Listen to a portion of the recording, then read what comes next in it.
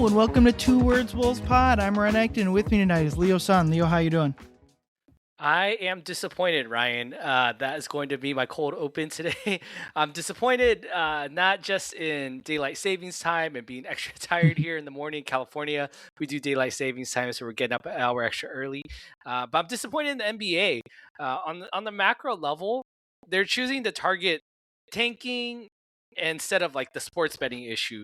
They're focused more on canceling the Hawks Magic City celebration of Atlanta culture, food, and music instead of canceling contracts of players that have like terrible histories of domestic assault charges against them. So that is very disappointing to me as someone that has grown up loving the NBA and feeling that, well, the NBA is a righteous league and they're always going to do what's right.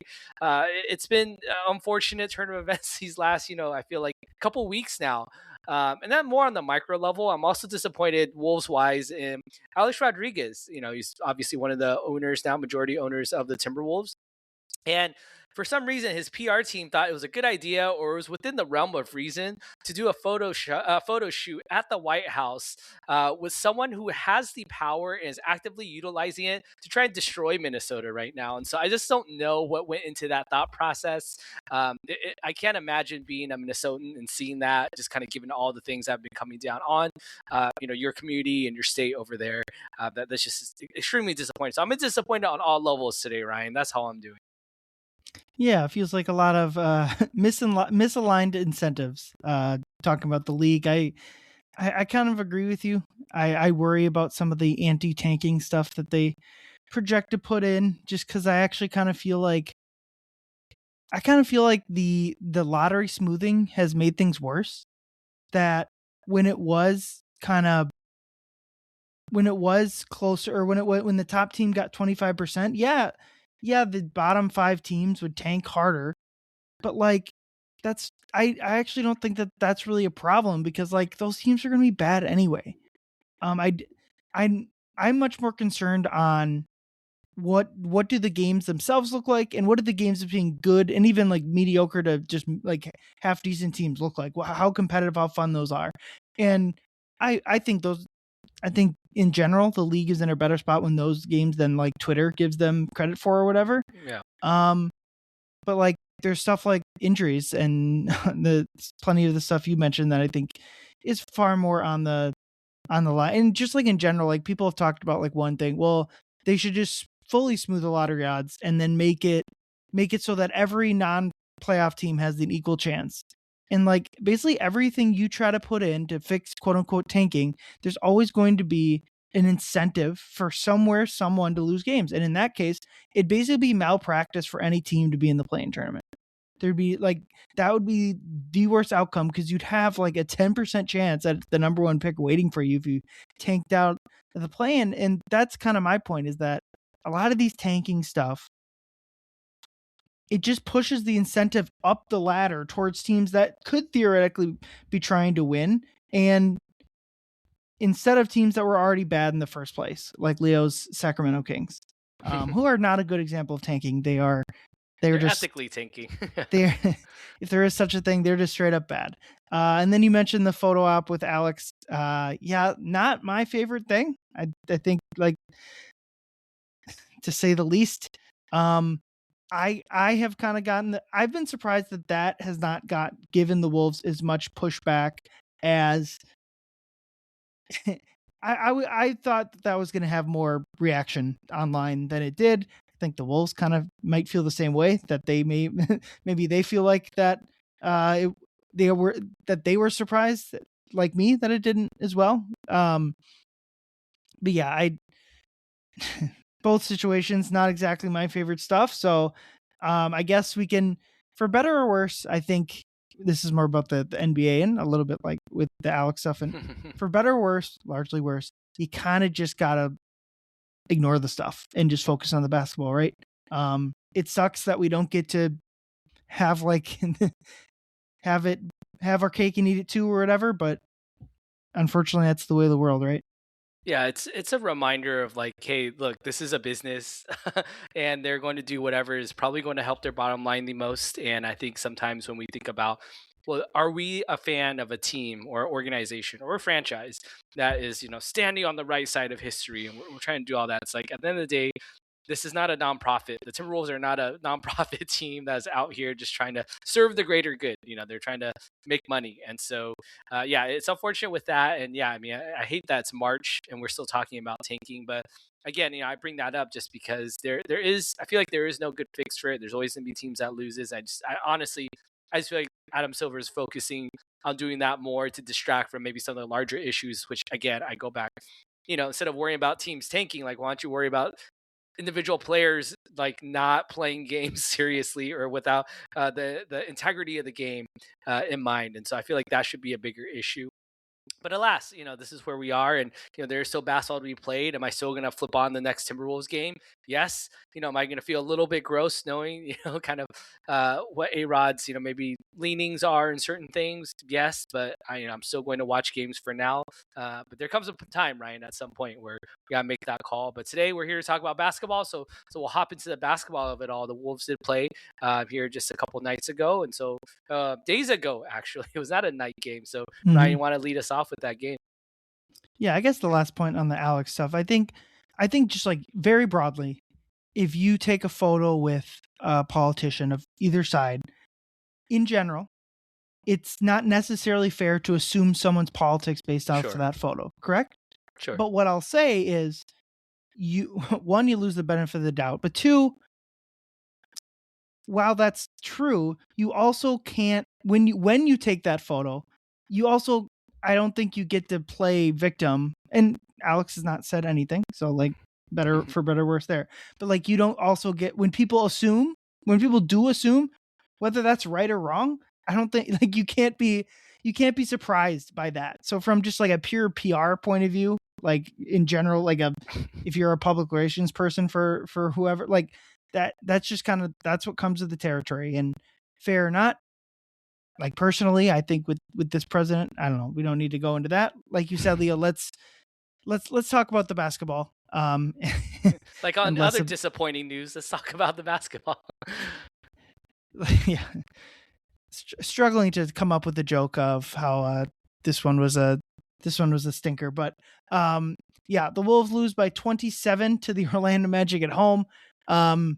Just one of those games where you just everyone kind of, at least I did. I don't know. They're playing an Eastern Conference playing team at 2 o'clock in the afternoon on Saturday. And what I kind of wrote in Candace's recap was like, that's almost like a recipe for like a team for a lot of franchises. That can be a recipe for like the best win of your season. Like the Wolves had one of them last year. Denver came to town on a Saturday afternoon. They wiped the floor with them. Like a team that you should beat in general. You play against them. Crowd was great. Crunch's birthday party. So a lot of kids there, all that fun stuff. And the Wolves, I don't think it was the effort. I don't think effort was necessarily the problem. I think that would be kind of a cop out, and media didn't feel that way. Players and coaches didn't feel that way. To me, it's more like lack of like focus and like attention to detail with the game plan, all of that stuff. But I asked pregame about like them not being very good in afternoon games, and Finch like it. He said, "Yeah, we've been bad in those spots earlier. We got to be better than them." And he rightly said that they were good last week, the week prior against Denver in the afternoon, out there out west. So, I guess my question for you, Leo, is like, how concerning is this Magic loss in and of itself? Yeah, I would say concerning is one word, surprise would be another word. And for both, it's like not so much. I'm not so much surprised. I'm not so much concerned because this is who the team has shown they've been all year. And if you listen to any of our episodes, I mean, we've talked about this ad nauseum that where they're playing a subpar team, they're going to play subpar. I mean, they're playing against a team that is, trying to avoid the play-in in the weaker Eastern Conference, and the Wolves kind of came out and played the way that we kind of expected them to. Unfortunately, it's not that concerning. Again, yes, getting blown out that that much is not a good thing, especially when, it's against that level team. But Orlando has been playing better. I hesitate to say that they're playing really well. Much has been made. Oh, well, they won 2 in a row coming in. Well, they beat the Wizards and the Dallas Mavericks like coming in. It wasn't like they had 2 quality wins, and they beat the Wolves. And then, you look at, okay, well, it was the first night of a back-to-back. They ended up playing the Milwaukee Bucks on Monday, the night right after, and they beat them by 39. Well, that was also when they were resting Giannis as well, too. So, I think when it's all said and done, I mean, the Wolves are not surprising anyone at this point. Even in their win against Toronto, earlier in the week, it was quote unquote like a good win over a bad team. But at the same time, like, they trailed double digits in the first quarter. Like, it took a while for them to get into it. Even in the game before that, the Memphis game, they trailed in the beginning before they came back and made a big run to win by a more significant margin late in the game. So, the Wolves are not. It's not something where I'm going to cry over spilled milk about. It is something that they got to figure out because yes, they're not going to play quote unquote bad teams in the playoffs. So, they're not going to play down to the competition. But these games still matter because the standings are so close. Denver narrowly lost today, but every day, like, one loss against a bad team could slip you way down. And when it comes to home court advantage and matchups, like, you need to have as many things going for you as possible going into the playoffs, and having home court and your seating, all that matters. So I'm not concerned about that individual performance per se, but I'm concerned about like dropping a very winnable game, or what should have been a winnable game. Yeah, and I don't think Orlando's a bad team. I thought Orlando played pretty well in this game. Yeah. Like, I think a lot of times you get so focused on your own team, you're not thinking about the other side of it. I'm sure Magic fans like were elated by that performance. I think going back to like thinking about the Toronto game, Toronto's probably just straight up better than Orlando, but like I'm sure the Raptors fans felt like their team played like crap in that game. So like there's always two sides of the coin. I have a hard time getting too worked up about a single game at this point in the season.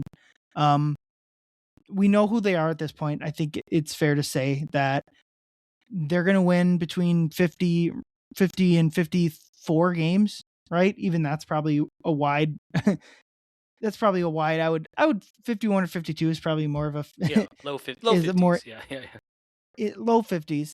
And I think something that is fair to say is that a lot of times these weekend games do get funky, not just for the Wolves. The Wolves are not the only team that have these type of performances at this game time. And that applies similar to like just like when we complain about their performances against like teams that are clearly below them, like much further below like Orlando's tier of team. And it's also true that like there are plenty of teams have performances against bad performances against bad team too. I just think for both of those areas, it's too often. It's instead of once or twice a season, it's once or twice a month. But also, as I say that, we just kind of know what this team is, and a lot of those issues are going to go away in the playoffs. And something I've kind of hammered home at this point in the season, I'm just tired of talking about 64 games in. It's like I do feel like they'll flip some sort of switch, but like I also think that you have to have some level of consistency greater than what the Wolves have to like win 3 or 4 straight playoff series. And I think we're just kind of, it's one of those games where bummer game, poor performance, but I'm also just kind of like in like a judgment mode of this team. Like I'm just ready for the postseason at this point. That's where everything's going to come to a head. There's still a lot to be determined, like whether the Wolves get the 3 through 6 seed. And really, honestly, as with San Antonio continuing to play really well, I'm just like, however it shakes out, as long as Denver's not your first round matchup, I think you win. If the Wolves are I'd rather be the 6 seed and play the Lakers of the Houston in the first round than be the 3 seed and play Denver in the first round. You know what I'm saying? Like, yeah. Or like the 5 seed. If the 5, you'd probably rather be 6 than 5. So I'd rather be the 5 seed playing Houston than the 3 seed playing the Nuggets. Just because, I mean, I do think OKC's the best team in the conference, but the gap, it seems like the gap between them and San Antonio is shrinking. So, in that sense, it's not that the rest of these games aren't meaningful. They super are. There's a lot. We'll talk about a lot of the areas where like you'd want to see things get better, and the Wolves need the reps for a lot of their new players with Julia, a lot of stuff. like for this game, I'm having a hard time really. Maybe I'm just like burnt out with these type of performances, right? Where the miscommunications on defense are incredibly high. For a lot of portions of the games, it feels like they're getting outworked to loose balls. Again, that happens to pretty much every team. And then the biggest thing was the lack of ball movement down the stretch of the second quarter. Like, just wasn't there. And then you get a slightly negative shot variance game, which I certainly mean, happens to everyone. And it yeah. just kind of one of those games where everything goes wrong. And one that if you go beat the Lakers and Clippers on Tuesday and Wednesday, similar to winning 5 in a row after a pretty identical performance against Philly, that's kind of where I'm at. I'm more interested to see what does it look like after this game than like just revisiting or bitching about one bad performance. Yeah, I mean, like the other notes that I have about this game, it felt like at some point they did kind of give up. It feels like in Yeah. the fourth quarter, I kept expecting that the Wolves would make one final run to get within single digits, and we'll see And what they happens. did. I think Yeah, they did. They cut it all the way down from 20 to 9 with an 11-0 run, and then Orlando pushed it back to 16. And I think that's about the time where right. that the Wolves like we gave it our college try and didn't didn't really get all that close. Yeah, I mean, scoring 92 points. I mean, the Magic have been a worse defensive team than they were last year, this year, and scoring 92 points against that team is really rough. And we've said it time and time again. I've been following the Wolves all season. You look at Jaden McDaniels 0 for 9, Dante DiVincenzo 0 for 6. So both single digit shot attempts and 0 Yeah. for on both. Now, again, I'm not going to say that, that's, completely shot variance. But at the same time, like those two, as we say, are the barometers of the offense. We say that all the time. And if they're giving you a total of 3 points, that's just not going to cut it. So it's frustrating because, they should have been able to maybe put more points up on the board. But even defensively, I felt like in the fourth quarter, Jaden had some really like questionable, I feel like, decision making when he's guarding Paolo at the end. Now, obviously, Paolo's, I don't want to say taller, but he's thicker and heavier than Jaden for sure. But felt like he was just kind of letting Paolo do whatever he wants and just kind of like playing off him, like hoping to block a shot or something. He's like, all right, I'm gonna just try to pull the chair out, give him some room to drive. I'm gonna try to swat it. It just was not working. I mean, Paolo was just had too much circumference on him for Jaden to kind of get around and swat those shots. And so, yeah, at that point, Dante all game was getting roasted at the point of attack. They were getting to the paint whenever. They made Tristan Da Silva look like freaking Luka Doncic out there. They gave him one pick and then it was over. They didn't know how to guard the roll or Tristan Da Silva would get to the rim. And so it was a rough performance, I would say, on both ends of the court. So I do expect them to be better. Ryan, one of the good things about the game was that it was a day game. And so for me, watching it was around noontime for me. I had the rest of the Sunday to do other stuff and forget about the game. So, as you said, ready to move on to the next game and really ready to move on to the postseason. But fortunately, that's not how basketball works. There's still another 4 weeks of regular season games to be played. So hopefully they, wrap it up in terms of having these types of ugly performances against subpar opponents. Yeah, and they probably will have another performance like this or two down the stretch of the season. And that's just kind of how it goes. And if you can, like, I think basically their post All-Star game stretch, or really, so another afternoon game on Sunday against Philadelphia last week or 2 weekends ago, really. They also lose by 27. And what do they do in response to that? They win 5 in a row.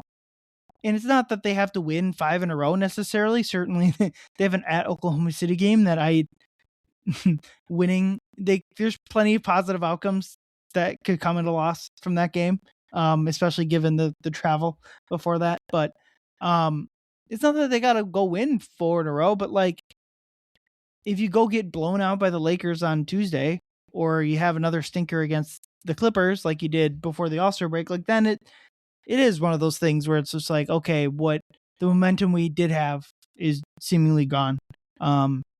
It's also just like I think it's really important, and I'm speaking to myself as much as anyone else, is that this team especially, like, you can't get too up after in a regular season sense, you can't get too high after they win a bunch of games, and you gotta keep yourself out of the pits of despair when they lose a bunch of games. This version of this Timberwolves teams, they've been doing it for years now. When they go on a roll, they're going to hand you a performance that makes you scratch your head. And just when you've counted them out for the season or for whatever, they'll pull themselves right back up. And that's probably true of every NBA team, right? Like these professional athletes are really good at like staying level. That's how they got to this place in the first place. But I think the Wolves are especially good at that, or especially bad at that if you're looking at the other extreme. Speaking of pulling themselves back up, I mean, there's one player that really needs to pull himself back up. Segue into our next topic here about Julius Randle. Julius Randle really struggling since the All Star break, and so Ryan, I know you had some numbers you want to hit on for Julius here. Yeah, I mean, just since the All Star break, and it's gone back a little bit before that, but I kind of liked using the pre All Star break numbers, or like the All Star break split, because he had to close out the first half, quote unquote. He had such a great performance against Portland, and it's just one game, but like they really need the pre All-Star break Julius Randle. So pre All-Star break numbers, and this is admittedly 56 games before the break and 8 after. So there's a little bit of like cherry picking or small sample size, both of those in here. But before the break, 22.3 points per game, shooting 49% from the floor, 32% from three, and 82% from the line, while turning it over 2.5 times a game. And now, since the break, his points have plummeted, so from 22 to 14.5 a game. His field goal percentage has dipped under 40%.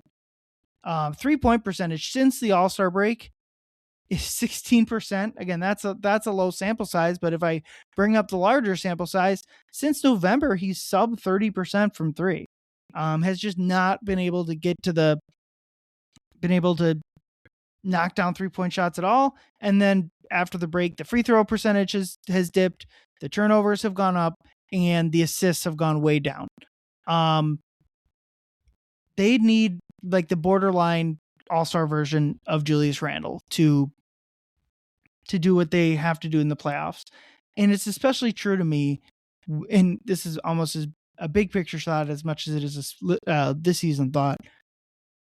Julius is the one guy in the starting lineup that the Wolves have an immediate person that they can throw in there in the starting lineup. I think like obviously Ant is one of one, but like if Rudy's out, the Wolves are really in trouble. If Jaden McDaniels is out, yeah, Kyle and Io would fill that role, but like the Wolves would just not be the same type of team without their best perimeter defender. And I think Dante's been like, if you're digging into like the plus minuses, the 2, 3, 4-man lineup, Dante's been one of their best players. And Julius has a lot of positive net lineups.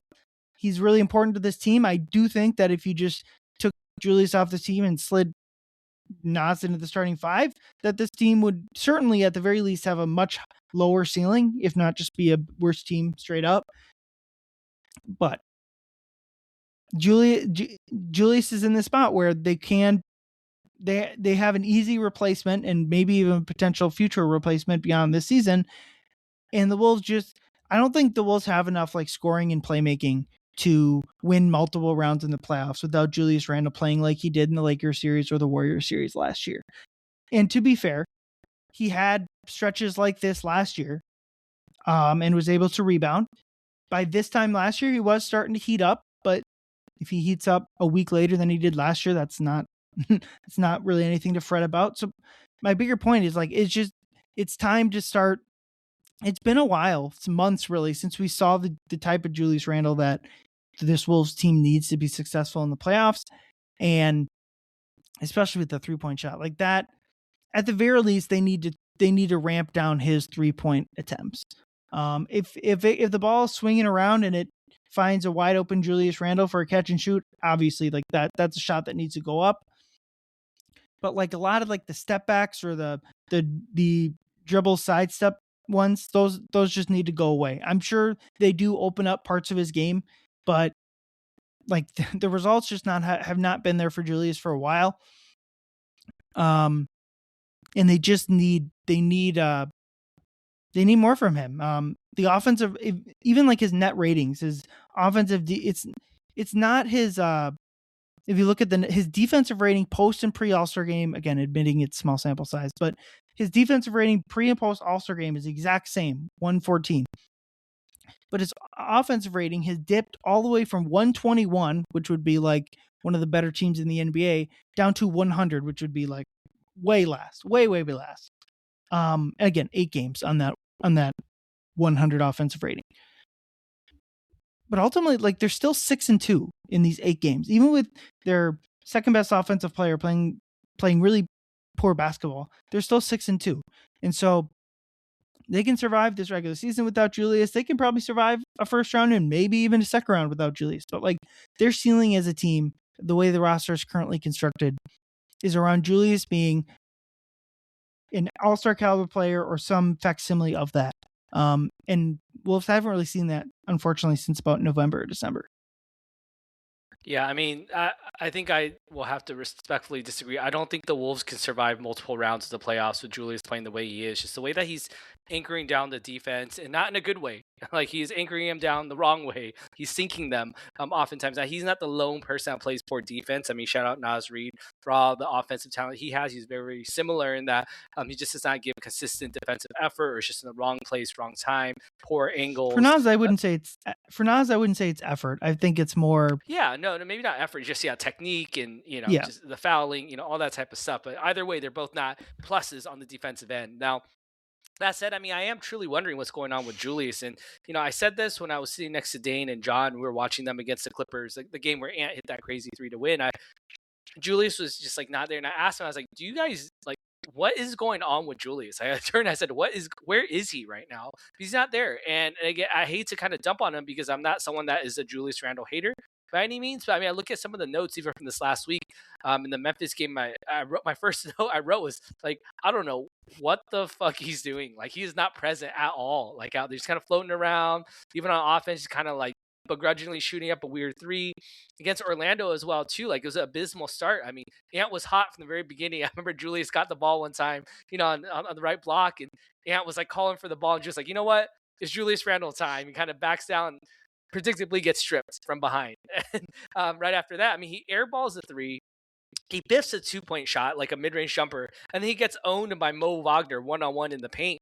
And I think that's maybe speaking to my concerns a little bit larger, whereas maybe not just like, oh, well, where's his confidence, but like, where's his health? I mean, I know that they have mentioned that, oh, he's dealing with like a back thing, or he's really sick. One day I think it was at Clippers game, he was really sick or whatever. And I don't know where he is with that. I don't know if he knows it. We talked about, oh, well, it was the trade rumors, and the trade deadline really gets to players. Maybe he got to Jaden for a little bit, got to Julius a little bit. We're past that.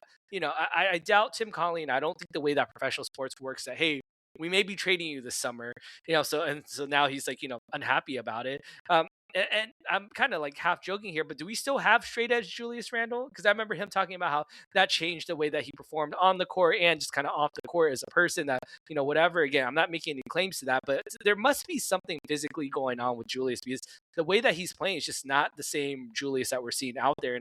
And because of that, that confidence is gone, and we see that reflected in his jump shot and his jump shooting numbers. It's just, they're so off. Even he's hit some tough turnaround mid rangers here or there, but again, a lot of times you just don't see him in rhythm. And he's doing his classic kind of bulldozing bully, trying to get to the rim, and he's just not having the same effect. He's looking for fouls, and even at the foul line, he's not shooting great there either, which has been kind of a year-long issue with him. And so, all that to say, like, I do feel like if the Wolves want to win multiple playoff rounds, they need to have anything better than this Julius Randle. Like, it has to be a couple notches better than what he is right now, for sure. I do think that I still think that maybe he's not the future of the power forward position for the Wolves, but I still believe that he can at least turn it back to at least, November, December level Julius, where he was still like every now and then, a triple double threat, whatever the case is. I feel like the time is now. The scouting reports going to be out on him that, like, hey, Julius is struggling from three. They're giving him a little bit more space. He has to play better to that. They're going to start focusing more and more on Ant, and we're going to talk about Ant's numbers like right after this. But like, Ant is obviously carrying the team as much as he can, like you said, to 6-2 record in the last 8 or whatever that number was. And so the teams are going to adjust, and they're going to dial in, and Julius is going to get that opportunity to step up as that number 2 star that we need him to be right now. So it's incredibly frustrating. I'm trying not to dump on him, but it is hard to defend the way that he's playing right now on both ends. And there's times where he's out there in the fourth quarter where I'm like, I don't know. Like, I don't know if that's the right lever to push. And I know that for us sitting here, fans or media or whoever, any critics watching is like, just bench him. It's like, we cannot just throw Julius Randle away completely. I think that's what Chris Finch is so aware of, that he knows that Julius is an emotional player and he has to get Julius bought in. Even though maybe right now whatever he is doing is not working, he's still continuing to press that lever because he knows that I can't just like bench Julius Randle like I bench Rob Dillingham. Like that can't happen. Like he needs Julius to get back and be better. And so, we'll see what happens here, but it hasn't been fun for sure. I'm sure it hasn't been fun for him either. Yeah, I think reading Chris Hine of the Star Tribune's both last year and this year, his feature pieces on Julius, I think what's clear is that mental health is a big part of Julius Randle's success. And speculating on where Julius Randle's mental health is at would be incredibly Sure. the wrong thing to do. I just think that, and even like just with mental health more generally, like I think trying to pinpoint like, oh, mine or this person's mental health is not where we want it to be, it's because of this reason. It's not always like that, right? Like it can be a lot of different reasons. It could be something you're not directly being affected by or whatever. Who knows? So maybe that's part of it. Maybe it's not. But like you said, they're just gonna need Julius Randle. I mean, yeah, like thinking about like second round. Hopefully they get there. They'll be facing San Antonio or OKC. Like both of those matchups, they're gonna need Julius Randle. And think about OKC specifically, like they didn't get enough from Julius in the West Finals against them last year. All right, another broad topic that I wanted to talk about is the pace of play the Wolves are playing at. They are fourth in pace the last 10 games and ninth for the season, coming off a season where they're 25th in pace a year ago. I think this is a great sign for the Wolves offense, just because it leaves there's so much like low hanging fruit to be gained there. It's not that they have to be like fourth in pace over the recent sample. I don't think is like what they need to be at, but like from 25th to like at least above average, or now like 10th, 9th, 10th where they are now. I think that's really important. And they do have better personnel to kind of get out and run with, I would assume, even Kyle Anderson a little bit, but I think it's mostly just like an intention to do so. And the player who would help most, I think, is Ant, given how much the defense is focused on taking away all aspects of Ant's offense. Getting out and running a little more, I think it just provides so many more easy buckets for Ant. It's obviously not like an every game thing, and it will slow down in the playoffs like it always does, but I think it's a really good sign that the Wolves have, at least that was one thing in the preseason that they talked about. We want to play with more pace. They I think they mentioned like I did, like we don't have to be number one, but like 25th is just not where we want to be. So that's one aspect of the preseason that they have lived up to.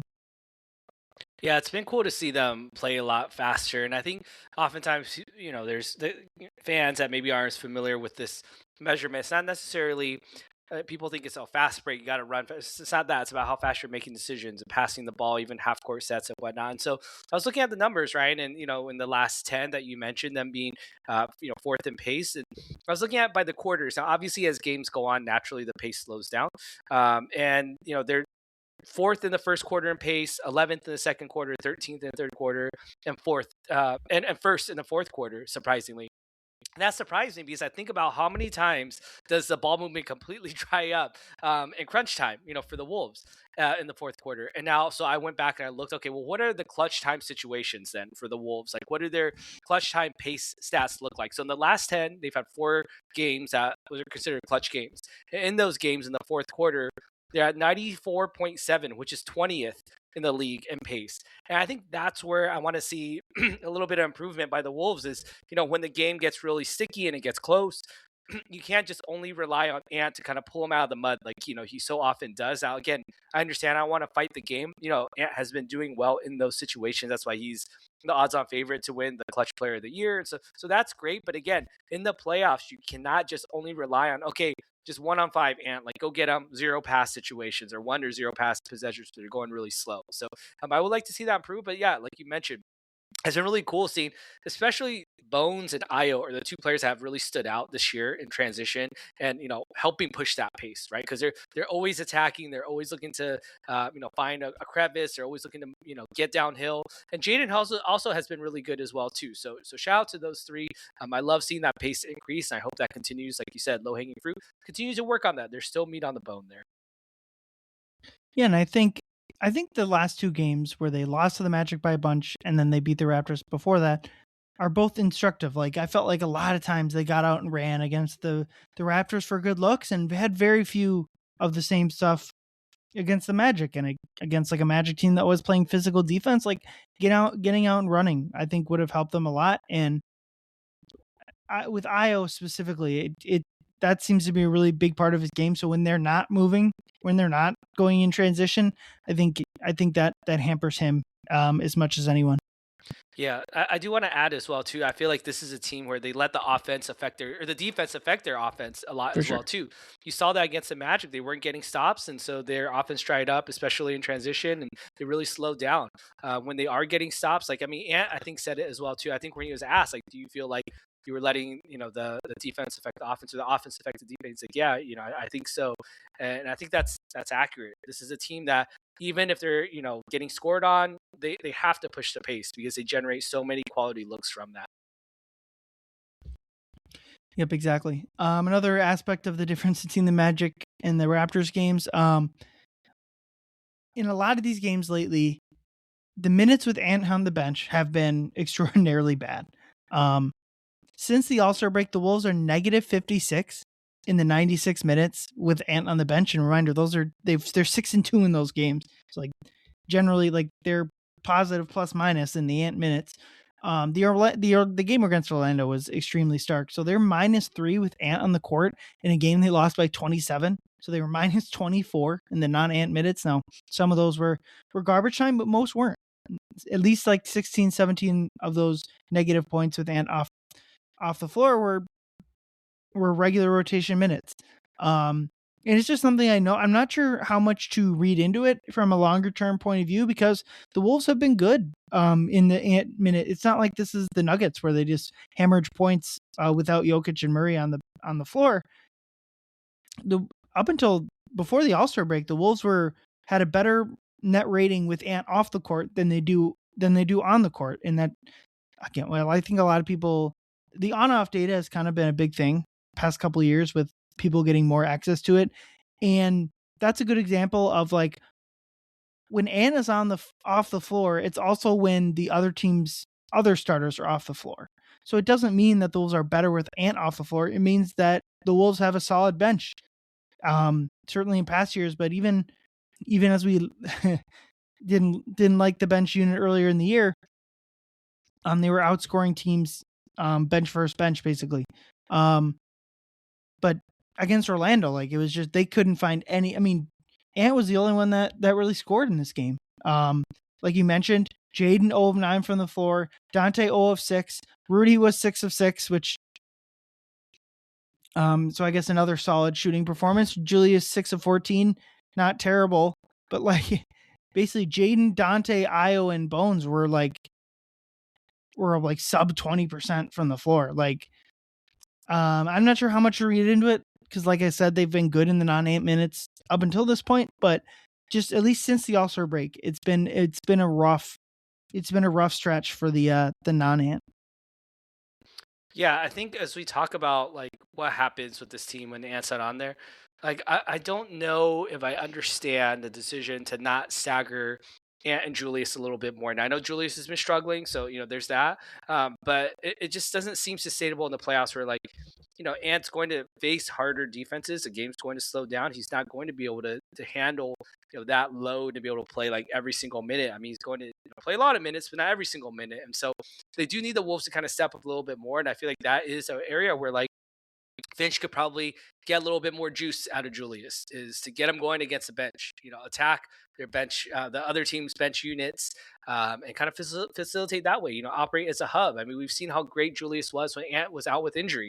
There's a good enough sample size for that. So why not dip into that a little bit more? And so, as it continues, I mean, I want to see Finch be able to get a little bit more creative with those lineups. Now, Kyle's questionable for tomorrow's game against the Lakers, but I think he'll have a lot to do with that as well too, because Kyle's been so good at unlocking so many different Wolves players from his tenure here, whether it's working with Cat or working with Rudy. And so, I like to see him, find a way. All right, how can you work best with Julius and kind of get him going as well too, because Kyle is that ultimate connector piece there. So, it is, lineup data is always kind of fun to kind of poke around, but it's also not always the end all be all. Like you said, there's a lot of noise in it. Yeah, I did pull up the lineup data for Ant and Julius. So when both of them are on the court, they're extremely positive, plus 6.2. And when both of them are off the court, they're positive 7.3. So maybe that's an answer to your question, is that when both of them are off the court, they do extraordinarily well. Now, like, those minutes are almost exclusively with both Rudy and Nas on the court, and that's a two-man pairing that's done extremely well. But like, a lot of the minutes with only one of Ant or Julius on the floor are still positive.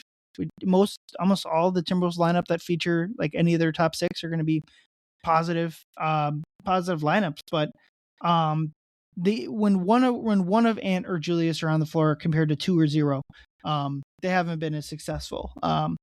So maybe that's an answer. Maybe it's not. Let's move on to Apex Alpha. Leo, who did you have as your leader of the pack? I'm not going to get too cute with it. I am going to say it is Anthony Edwards, who was recently a Western Conference Player of the Week. In this last week alone, in the 3 games, he averaged 32.3 points on over 50% shooting, including 5.7 threes per game in these last 3 games on 56% shooting, which is pretty crazy.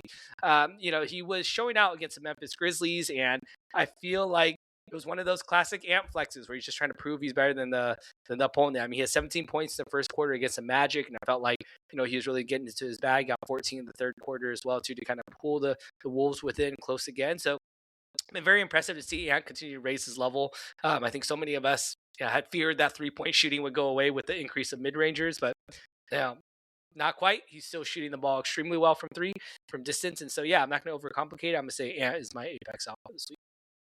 Yeah, actually, I have an article coming out. When people are listening to this, it's already out, but about Anthony Edwards, his chase for 30 points per game. Some fun numbers in there. I won't won't give them out all here, just because I want you to go read the article. But 30 points per game is where he's currently at 29.6. He needs to average like 31 and change the rest of the way to reach that 30-point mark. And that's a big deal. Not many. I think when I researched it, a lot of it was a smaller list of players that have reached that plateau than I think I would have thought. And so the Ant's chasing that. I think there's a good chance if he's close on the last day of the season that like that's a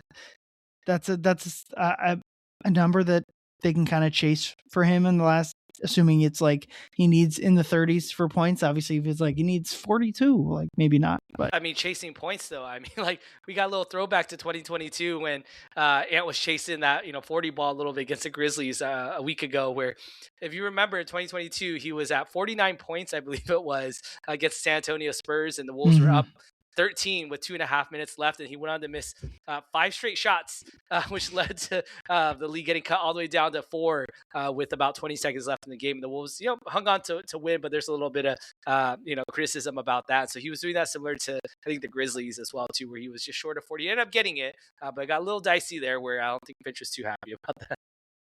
Yeah, I kind of had a little bit of that this game this week against Memphis. Not quite as bad. But they won both games, right? So ultimately, whatever.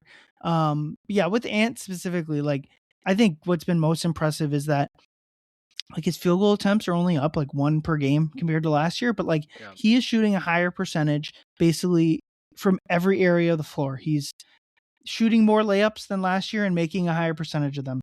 He's shooting way more mid-rangers than last year and shooting way higher percentage, and he's shooting fewer 3-pointers. That's mostly where it's really all of where the extra mid-range shots have come from. Sure. But he's also increased his percentage from beyond the 3-point line. So in that sense, you kind of live with the fewer 3-pointers. Hopefully it seems like he's taking better. But and even like the free throws, he's making fewer, lower percentage of free throws, but he's getting to the line more, which is probably for free throws especially is more important. You'll take the small dip in free throw percentage if you're getting a higher rate there. So it's basically every portion of Ant's game. Like his shot diet is worse, quote unquote. Like he's like the trading 3-pointers for mid rangers isn't what you want. But like if you're getting to the rim more and getting the free throw line more and shooting a higher percentage basically from every spot on the floor, that's how you add points per game while also increasing your efficiency. Even if it's not coming from like getting a better shot diet, like only taking threes and layups. All right, my Apex Alpha was Rudy Gobert, mostly thinking back to the Raptors game where I just thought he was incredible. I thought he was awesome in that game against the Raptors. Again, thinking about the playoffs, like that's like the type of Rudy that they need for the playoffs. Is not when he gets his opportunities, like he fumbled a couple passes against the Magic, and every time he does that, it's mostly his fault. But like some of the passes are like, okay, but you can't throw to Rudy in that spot. Like, know your personnel a little bit there. But I thought he was awesome in this Raptors game. 18 points, 7 of 8 from the floor, 12 rebounds. He led the team with 5 assists, which was fun. Reporters kind of caught him off guard with that fact after the game. 3 blocks, a steal, like just dominated that game, both ends of the court, I thought. And again, before the Orlando game, they were, especially as teams continue to, you can't take Rudy off the floor, right? Like that is very clear. I mean, maybe there's a specific game or a specific, I was going to say specific series.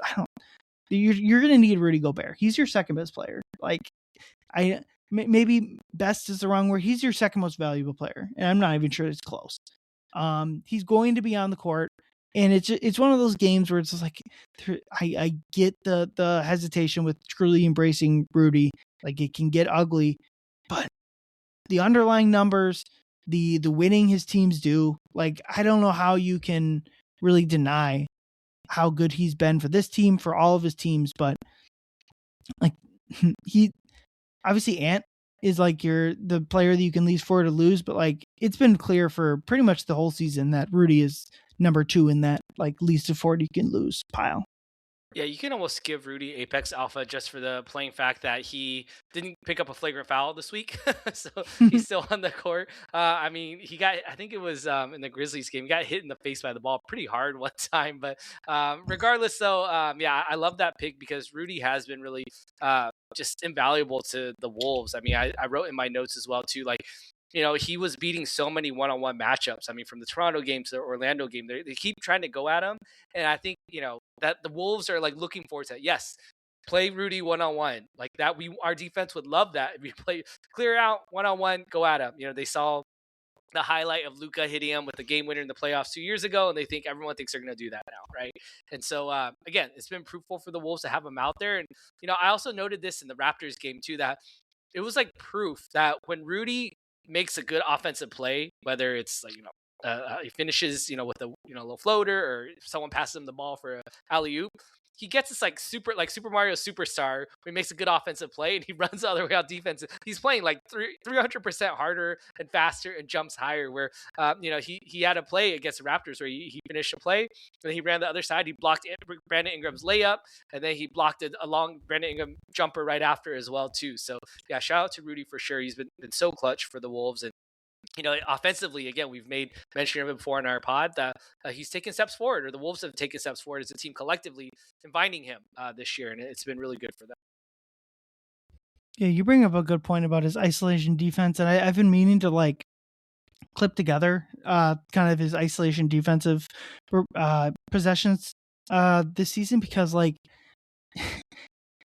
I think a lot of people remember the Luka play, and fair enough, but like the number of times guys like they get Rudy one-on-one and it feels like their eyes light up like, oh, I'm going to make this guy look city. And they take like a crappy step back that Rudy's all over and it clanks off the rim. Like the number of times that happens is it's like once a game where someone just like, oh, you thought you could go one-on-one with Rudy and you got nothing out of it. It happens a lot. And I mean, Wolves fans know this, like it's a complete departure from like Luka gets people on that move his whole career. That's why, like I mentioned, the 30 point per game, like Luka's averaged 30 points per game, like 3, 4, 5 times by now. Like that, that shot has always said more about Luka than it did Rudy. And I get that it's fun to poke at Rudy, make fun of Rudy, but it's I think people that are kind of more seasoned basketball fans and Wolves fans have moved past that. Let's move on to Prey of the Week. Who did the Wolves make their prey? I'm going to say the 4 through 15 seeds in the West, because the Wolves this week and currently, as we sit here, are the 3 seed in the Western Conference. They got there against the win of the Raptors originally, dipped back down there briefly before the Rockets lost again to push the Wolves back up to 3. And I thought it really stood out because it's the first time in 2 full seasons, basically, that the Wolves have been a top 3 seed in the West. If you 1-0 records don't count when they win the first game of the season and they're tied for second because half the league lost and half the league won. That doesn't count. Setting the first week of the season aside, the Wolves have not been a top 3 seed in the West for 2 seasons since they were the exact 3 seed in their first trip to the Western Conference Finals. So I think that's important because it's been something that we've been like hammering home. Like, this team should be given the health, like this team should be the 3 seed. They need to get there. That should be the goal for the season. And so far they've done it. And if they play winning basketball the rest of the way, like they have the step advantage right now in the standings over the Rockets, Lakers, and Nuggets. So it's like, I don't know. We wanted them to get to this point and they did. So we got to give them their flowers to some extent. Yeah, you should never take it for granted. I mean, those of us who have watched the Wolves for long enough, it's not easy to be a top team in the West. It's only getting harder, and so for them to be able to be up there is cause for celebration. I'm not trying to say that we should hang the banner quite yet, but they've been fighting their asses off to try and stay up there. And so the fact that they can increase that lead, and you're watching teams like Denver, like you said, Houston, they're struggling a lot recently, and the Wolves are not winning all of their games. They're winning a lot of games, which is good for them. So I'm gonna move on to my prey of the week. My prey of the week is RJ Barrett. You've probably seen him on your phones or on TikTok, on Instagram, on YouTube, or wherever you get your highlights curated.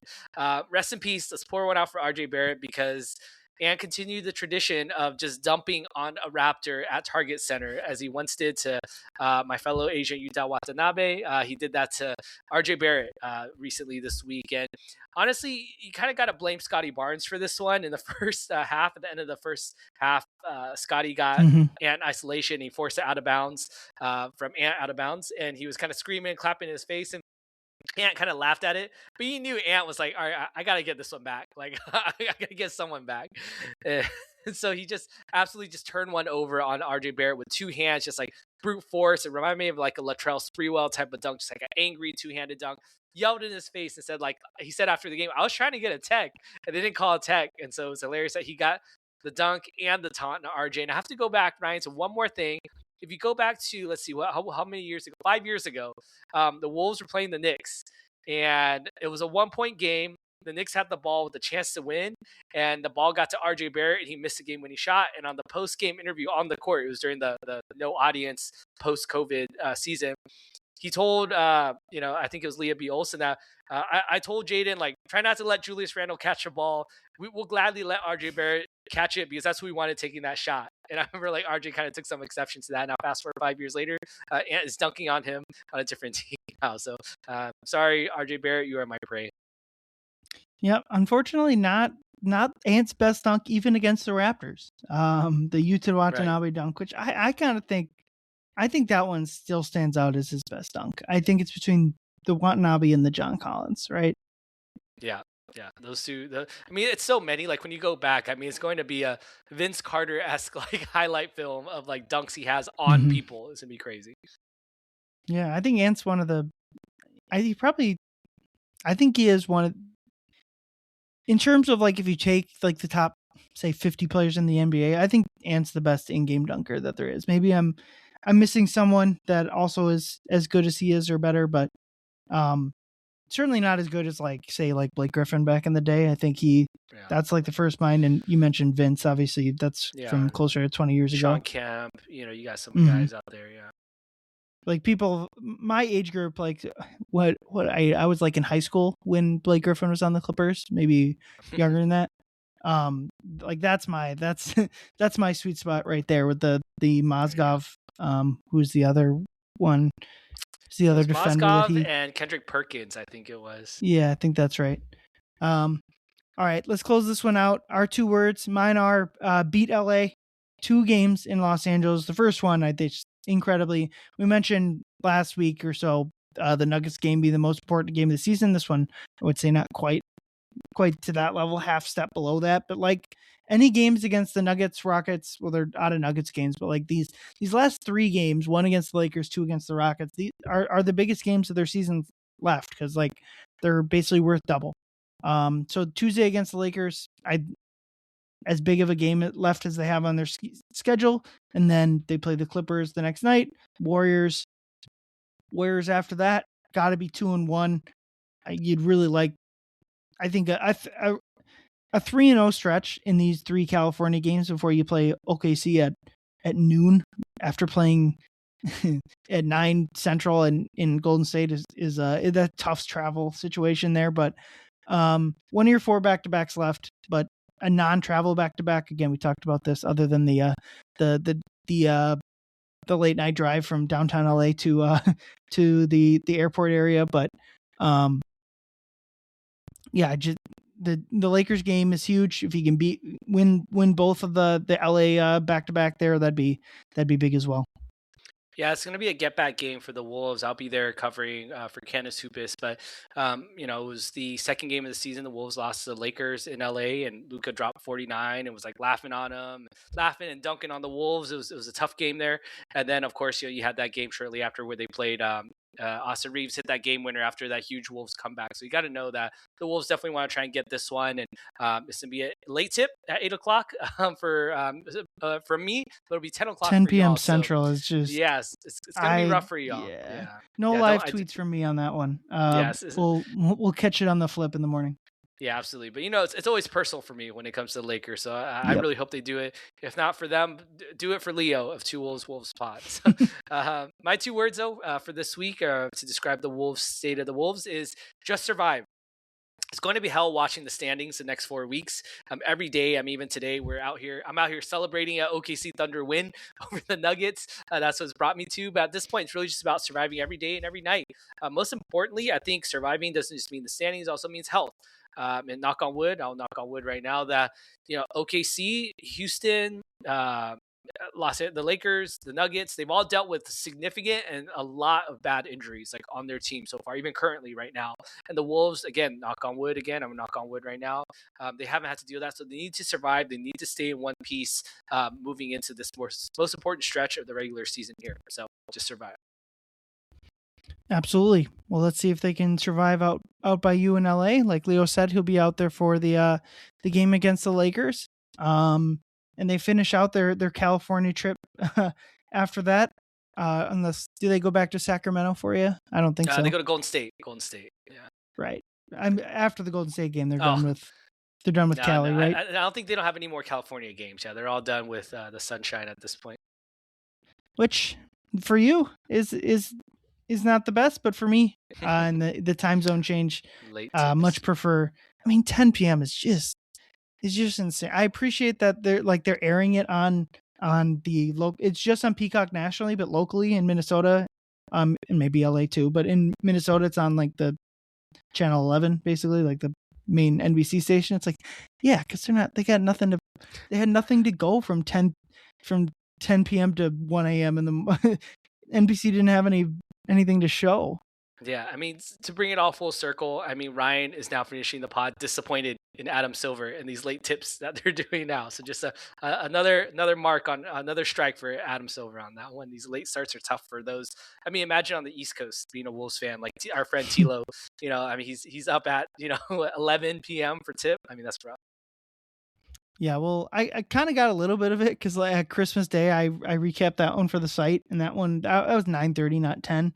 But because that one went to overtime, I was up way too late that night. That was gross, and I guess you hope to get more of those because that's kind of what the territory comes with the playoffs, especially if the Lakers are the matchup there, or even Denver. Like you're more than likely to get those late night tips, and in the playoffs I'll stay up for them.